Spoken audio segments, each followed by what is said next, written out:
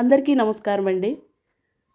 పిండి కలుపుకోక్కర్లేదు, రోలింగ్ చేసుకునే పని లేని ఒక ఈజీగా చేసుకునే ఆలు పరాటాలు తయారీ విధానాన్ని చూద్దాం. 4 చిన్ని బంగాళదుంపలు కుక్కర్లో వేసి ఒక 4 విజిల్స్ వచ్చిన తర్వాత పొట్టు తీసి చల్లారిన దాన్ని ఇలా చిన్న గ్రేటర్ తీసుకుని దాంతో తురుముకోవాలి.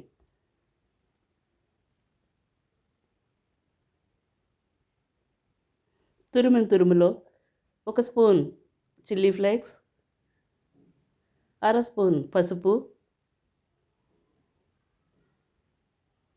ఒక స్పూన్ ధనియాల పొడి, పావు స్పూన్ గరం మసాలా, నేను ఇందులో 1 టేబుల్ స్పూన్ ఆమ్చూర్, కొద్దిగా అల్లం వెల్లుల్లి పేస్ట్ కూడా వేసానండి. అలాగే తురుముకి సరిపడినంత ఉప్పు, కొద్దిగా కొత్తిమీర సన్నగా తురిమింది, అలాగే ఉల్లిపాయలు కొన్ని సన్నగా తరుక్కున్న ముక్కలు వేసి తురుమంతా పట్టేలాగా బాగా కలిపి ఒక మెత్తటి పేస్ట్ వేసి పక్కన పెట్టుకోవాలి. ఇప్పుడు ఒక బౌల్లో 1 కప్పు మైదా పిండి, అరకప్పు గోధుమ పిండి,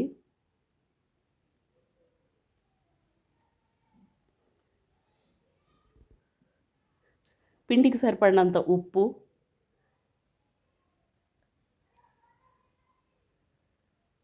వేసి ఈ 2 పిండ్లు బాగా కలిసేలాగా కలుపుకున్న తర్వాత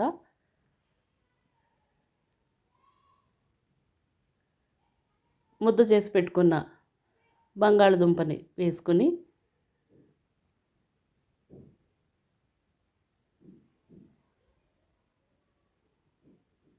బాగా కలిసేలాగా బీట్ చేసుకోవాలి.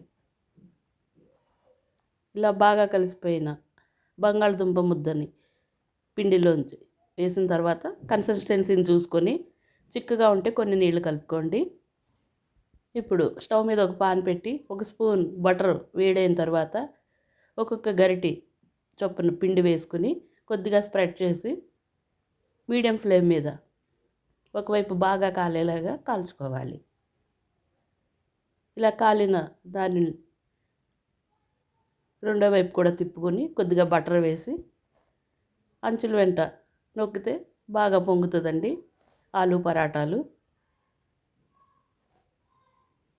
ఇలా బాగా పొంగిన ఆలు పరాటాలని ఒక్కొక్కటిగా వేసుకుని ఒక ప్లేట్లో పెట్టుకోవాలి. ఇలానే పిండి మొత్తం వేసుకోవాలి. నాకైతే 6 అయినాయండి ఆ కొలతలతో.